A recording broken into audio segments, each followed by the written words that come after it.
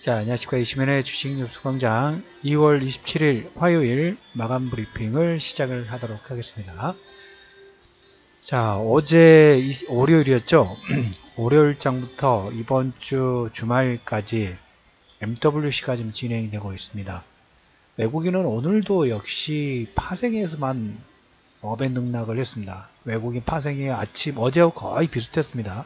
한 200계약 정도 매도를 시작해서 계속 쭉 밀리더니 거의 마무리로 2600계약 정도 매도 하면서 아침에 전일 나스닥이라든지 다우지수의 상승에 따라서 대형주 라인들 좀 상승하다가 프로그램 매도라든지 이런 부분들이 나오다 보니까 조금 주춤하는 모습들이 나왔는데, 오늘 시장 특징주로 본다 하면 대형주들 있죠. 대형주들의 상승을 이끌었던 종목군들 보면 다 개별적인 내용들이 있어요.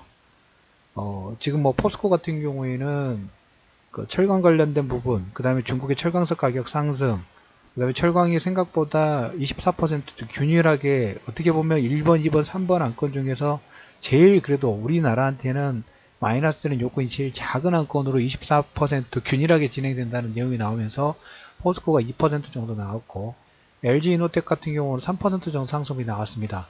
3% 상승은 어제 아침 브리핑에서 워렌 버핏이 증시가 살아있다, 여전히 저평가 매력 부분들이 있다라는 코멘트하고, 여기에 최근에 그 워렌 버핏이 애플 주가를, IBM을 거의 다 매도를 하고 애플로 다 갈아탔어요.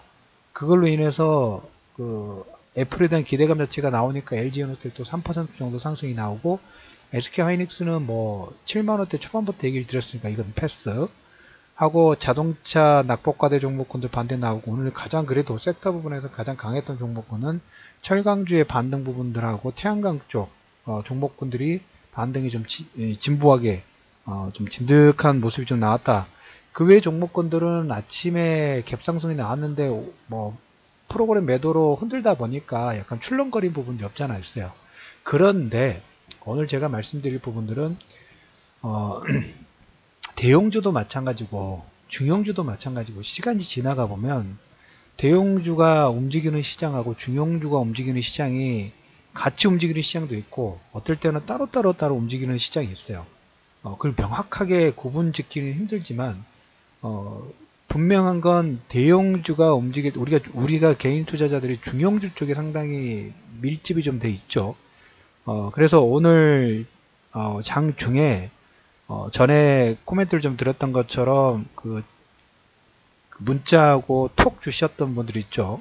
공지사항이라든지 그날 댓글에 전화번호를 하나 오픈을 해서 그쪽에 문자 주셨던 분, 그 다음 메일 주셨던 분들에게 장보고 관련된 1차 공지 부분들을 드렸어요. 예고 공지 부분들을 좀 드렸어요. 그래서 공지를 드렸고, 뭐 추가로 하실 분들은 공지사항의 전화번호라든지 그 메일 주소, 아니면 방송 밑에 그 상세 내용 보기 보면 그쪽에 올려놓을 테니까 그쪽에 문의 주시면 될 것 같습니다. 그래서 지금 1차 공지 부분 드렸는데, 추후에 대형주 쪽하고 중형주 쪽하고 아무래도 이제 좀 구분을 해서 진행할 수도 있을 것 같아요. 왜?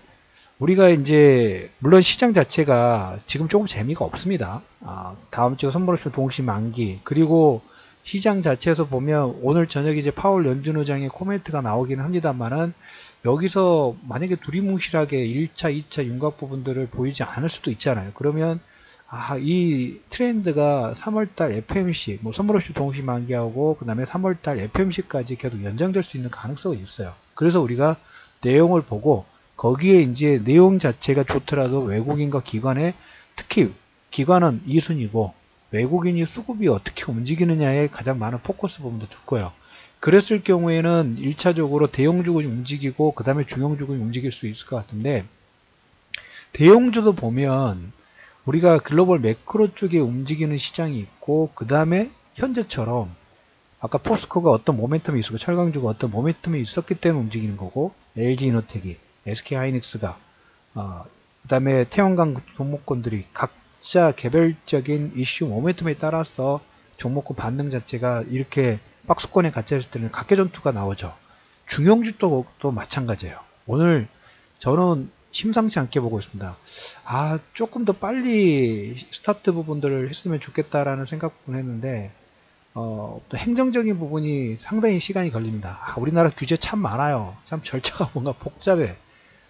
그래서 좀 계속 늦어지고 있긴 합니다만, 그럼에도 불구하고 오늘 심상치 않은 모멘텀 강화 테마 부분에서 MWC, 오늘 아침에 이제 KT, 어제도 잠깐 얘기 드렸던 것 같습니다. 오늘 아침에 KT가 5G를 이용해서 그 VR, AR, 특히 VR에 1조 투자한다는 얘기를 지난주에 아마 얘기 드렸을 거예요. 그래서 첫 번째로 그 게임을 런칭한 게 드래곤플라이죠. 오늘 드래곤플라이 그리고 상한가 들어갔어요. 그것뿐만 아니라 지금 MWC 통해 가지고 5G, IoT, VR, AR, 자율주행, 특히 VR 관련된 부분 잠깐 얘기를 드렸고, IoT 관련된 섹터들, 그 다음에 삼성이 투자 확대 부분들을 하는 종목군들 오늘 한 5에서 한 10% 정도 상당히 강한 움직임 부분 보였어요. 장세 자체가 이렇게 뭡니까? 아리송할 때 파월의 연준 의장이 명확하게 그림을 그려주면 더 좋고, 그런데 그 흐름 부분들이 이렇게 쭉 이어진다고 했을 경우 이 종목군들은 시장과 상관없이 더 튀고 올라가 버렸어요. 왜? 전체적인 수급 자체라든지 방향성이 파생에 의해서 딱 그 박스권에, 작은 박스권에서 업앤 등락 부분이 갇혔을 때 수급이 현물에 집중하는 게 아니라 파생 쪽에 집중을 하죠. 그랬을 경우에 그 없는 수급이 집중하는 종목군들이 이렇게 모멘텀이 강화되는 섹터하고 테마 쪽에 집중이 좀 돼요. 아무래도 우리가 깔때기 이론처럼 어떤 수급 자체가 넓게 가는 게 아니라 좁게 가다 보니까 어떤 포커스가 집중되다 보니까 그 종목군들이 반등 자체도 상당히 탄력적으로 나오는 거죠. 그래서 오늘 제가 말씀드렸던 이제 뭐 VR, AR 이쪽 관련된 종목군들은 코스닥 쪽에서도 한 3에서 한 10% 정도의 반등 부분들을 이끌면서 게임 관련된 부분도 마찬가지예요. 지난주에 힌트 부분들을 미리 나왔었죠. KT가 VR 관련된 1조 투자 부분들 진행하고 있고, 그 다음에 LG하고 SK텔레콤은 또 방향 자체가 약간 다 틀려요. 회사마다. 전에 우리가 네이버하고 카카오 부분들 분석했을 때 네이버의 글로벌 런칭 전략 부분하고 카카오의 글로벌 런칭 전략 부분이 약간 틀리다 라는 코멘트를 좀 드렸었죠. 그와 마찬가지로 각 통신사들이 5G를 이용한 그 다음에 IoT 구축망 부분들을 현재 계속 진행을 하고 있는데, 그 구축막에 집중하는 포커스 자체, 산업군 자체라든지 거기에서 나오는 부가적인 어떤 부가 창출하는 그런 방법 자체가 약간씩 좀 틀립니다. 그거에 따라서 종목군들이 움직임 자체가 별도로 나오고 있어요. 그래서 지수 자체는 오늘 보면 별로 움직인 게 없죠. 종합지수도 마찬가지고 거의 뭐 아침에 갭 떴다가 쭉 밀렸기 때문에 코스닥도 코스피도 거의 약보합 정도예요. 거의 움직이지를 않았어요. 이렇게 대롱대롱 주가가 이렇게 붕 떠 있을 때가 아마 심리적으로 불안 심리가, 어제도 뭐 그런 관련된 부분 얘기를 드렸지만 불안하실 거라고 생각을 합니다. 그래서 1차 공지 부분들 좀 드렸습니다. 만약에 파월 연준 의장이 아니면 뭐 다른 변수 부분들 이번 주에 뭐 이탈리아라든지 이런 내용 부분들이 좀 있죠. 그래서 그걸로 인해서 변동성이 박스권 하단 부분까지 항상 최악의 조건을 제가 먼저 얘기를 드린다고 말씀을 드렸어요. 그랬을 경우에는 그 물량 부분도 받을 준비를 미리 하겠습니다.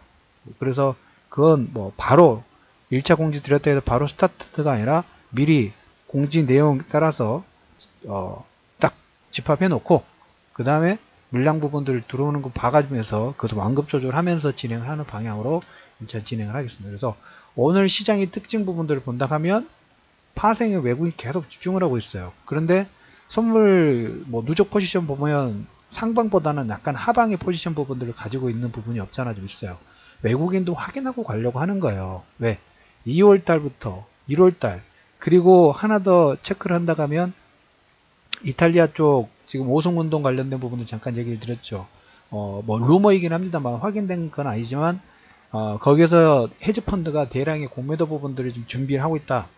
근데 시장 컨센서스는 아직 그렇게까지는 높지는 않아요. 배팅률이 그렇게 높지는 않습니다. 일단 체크만 해 두십시오. 그래서 그런 사항 부분들이 있다. 그래서 외국인들도 이런 불안 심리 부분들 변동성이 어떻게 가는지 이걸 체크하고 가려고 하는 그 첫 번째 관문 자체가 파월 연준 의장의 코멘트이고, 그리고 어제 잠깐 얘기 드렸던 것처럼 2007년도 2008년도 박스권 부분들이 진행될 때 지금은 어떻게 보면 그 파월 연준의 금리 인상은 신용 리스크는 아니에요.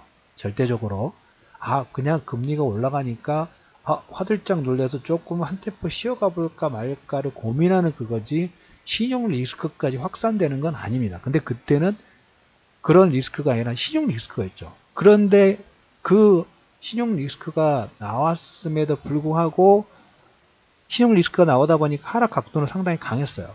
강했지만 그걸 다 이겨내고 다 박스권 부분들 파동들이 나왔다는 거예요.